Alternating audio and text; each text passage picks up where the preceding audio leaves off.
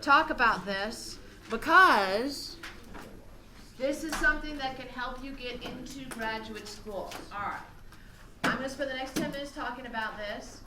If you don't want to hear it, I would suggest you just sit and listen anyways, because there might be something in here that you find interesting and relevant to your future career. REU.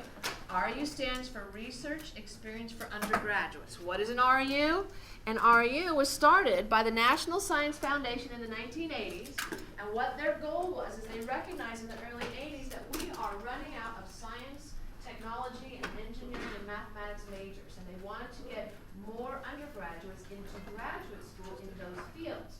So NSF said, we're going to take a whole bunch of federal money, we're going to bundle it, we're going to allow universities to write grants, and we're going to give them a giant bucket of money for anywhere between 2 and 5 years to run an REU in the summer. All right? So it's funded by the NSF, they get buckets and buckets of money, and it's all money that you can go out there and ask for. So what do? All right.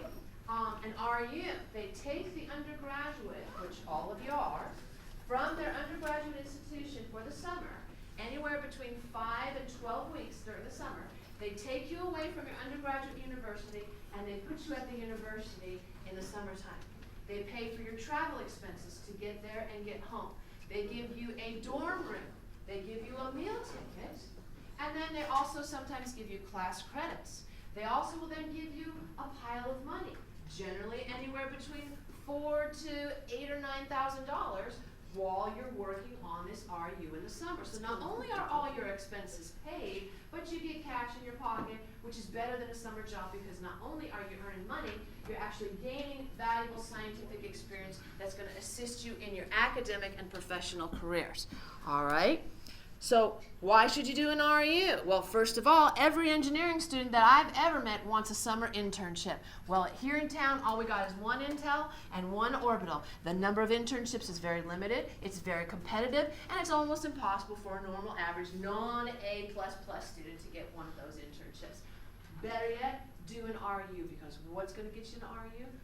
It helps you get into graduate school. There's 3 criteria to get into grad school, either a master's program or a PhD program. Once you get your bachelor's degree, you can go into a PhD program. You don't have to go through the master's route. It will generally take about a year longer, but you can still get a PhD.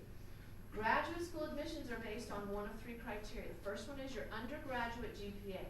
It does not matter what grades you get at this institution. When you transfer to the university, all that transfers is the credits, as long as they're C or better. Your undergraduate GPA will be the GPA you earn and accrue while you are at ASU or whatever institution you go to that gets you your bachelor's degree. So don't stress about your grades here. A lot of you are like, oh, I got to get an A because I want to get this program, that program. Okay, if you're in medicine, then sometimes that is true. But the majority of STEM majors do not have to worry about their grades at the community college. As long as they're C or better, they will transfer.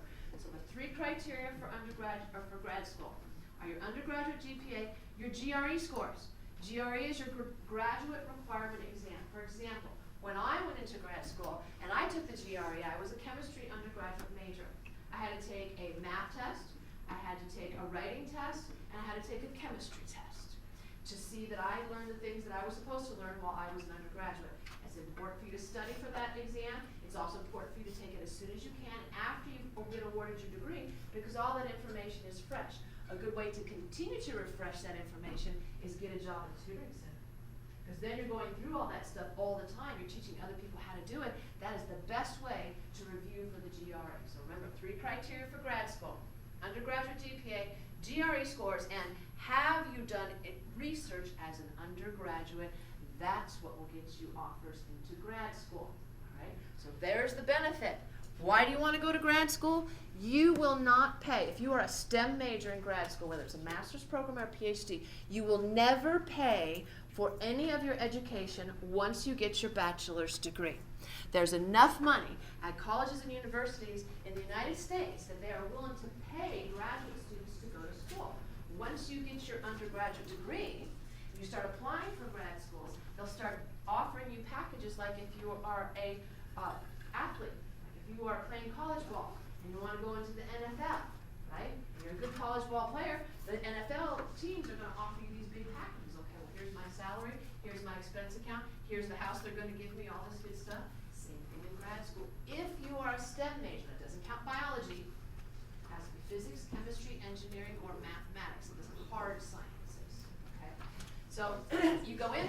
And they give you money for your tuition. They also give you money to live on. And I'm going to go into that in just a minute because we only have a few minutes left. I want to get through all this.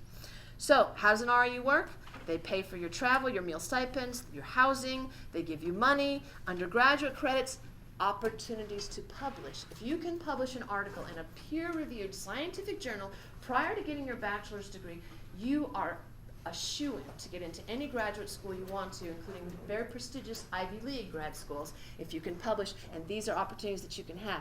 Connections at the university as well as peer connections. I'm going to tell you a story about my son and how he got the REUs and how that catapulted his academic and career. So, a lot of these NSF REUs, back about 10 years ago, National Science Foundation recognized that community college students are being unserved in these REUs. Community college students are a much more heterogeneous audience than what you see at the university. At the university, it's the 18 to 20-year-old kids whose parents have enough money to ship them off to the university. All right, they're a very homogenous-looking group. Here at the community college, we got everybody. We have students that are 18 to 55 going to school to advance their academic careers. We've got veterans, we've got minorities, we have women, we have older students, we have students coming back to retool their careers. We have a much more heterogeneous audience, and NSF has recognized that.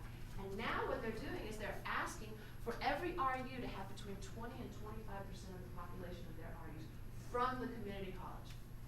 They call them non-degree granting institutions, meaning we give AA degrees, but we don't give any bachelor's or master's or PhD.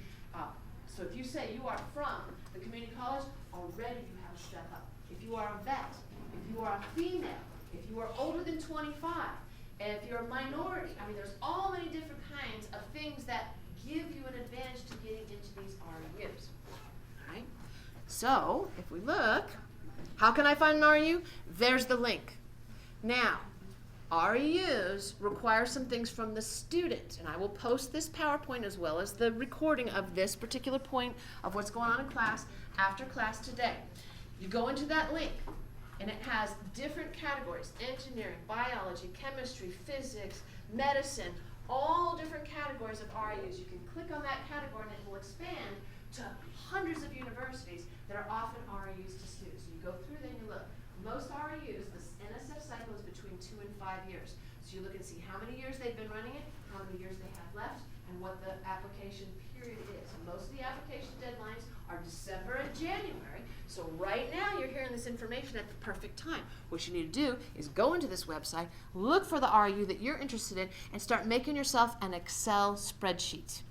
The Excel spreadsheet would have the name of the REU, the university where it is being held at, the link that you need so you don't have to go back in and find it every time, the deadline for the application, as well as the time that they're going to start telling students when it is that you're going to be either accepted or rejected, as well as information for your teachers to submit a letter of recommendation. Most REUs are going to ask for 2 letters of recommendation, from a science teacher and from a math teacher. What you need to do is you need to talk to the science or the math teacher now and say, I want to apply for an REU this summer. Would you be willing to write me a letter of recommendation? Once you get that yes answer, then you need to come and talk to me. Do not start sending the teacher a bunch of stuff and overwhelming them. You come and talk to me because I have a template for all the teachers that they can see. Teachers love examples, and I have examples of other letters of rec that I have written for students to get them into REUs. I will send them all the teachers. I will give the information to the teachers. I don't want you confusing them and overwhelming them.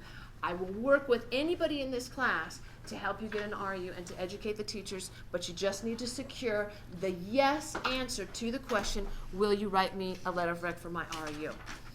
All right, so they're going to ask you an essay. The essay is things like, why do you want to do this REU? So you go and you say how the things that would help you. You also want to describe the benefits that you can bring to the REU. They sometimes ask for transcripts. Rarely do they look at them. They do look at letters of recommendation, which we just talked about. And there's my incredibly handsome 28-year-old son, JJ. JJ was how I found out about REUs. Here we are at Cornell. The last year of his PhD program that he was at Cornell, he was awarded a PhD from Cornell because of REUs that he did. He went to NAU as a little 18-year-old freshman, and his advisor said, do REUs. He came home, he applied to a whole bunch. The first summer he got an REU at Wayne State University outside of Detroit. It was a physics REU. They had a Fermi accelerator, one of the particle accelerators out there. They had a ton of data, and they took all the REU students, put them in front of a computer screen, taught them C++ language and a statistics program, and turned them loose on this data. So he had a great time. He learned a lot of stuff that first REU. The second summer he applied, once he had some experience, then all of a sudden he got a whole bunch of offers. The second summer he went to Penn State. He did a math REU at Penn State. At the end of the summer, they were so excited about his research, they said, we want you to stay for the fall, and we're going to pay for fall semester for you to stay here.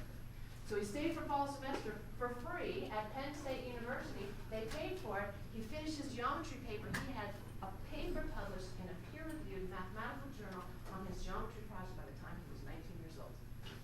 And that's all because of these REUs. The third summer he applied REUs. He went to UC Davis. He did a cosmology REU. Then his final year, his senior in high school, NSF decided they were going to send him off to University of Moscow in Russia for an entire semester of math education, because apparently the Russians do math differently than we do, and they wanted one of the Americans to be in there on the information. So he got to spend his entire spring semester paid for by the NSF at the University of Moscow. He graduated with 3 undergraduate degrees: physics, astronomy, and what they call a deep degree in math. Because of the REU credits he got, it was basically the same as a master's degree in math. When he started getting offers for grad schools, offers were pouring in. Every single place he did an REU gave him a package. Cornell is the one he finally picked, offered him free tuition for his entire PhD program, which was $30,000 a year, times 5 years, that's $150,000, plus they gave him another $31,000 a year to live on. So he graduated with his PhD in astrophysics from Cornell, with money as an everything. Y'all can do that. There is money in science right now. You are getting into science at the exact perfect time. Make it worth your while. Don't stop at bachelor's degree. You got to pay all the way up to get your bachelor's degree. Once you finish your bachelor's degree, let the United States, let NSF, let the university pay you to go to school, because we need more scientists with graduate degrees, and the REU is the best way to do it. All right? Questions? Anybody have questions about REU stuff? If you want to chat with me, I got office hours directly after this class. I'll be happy to chat with anybody.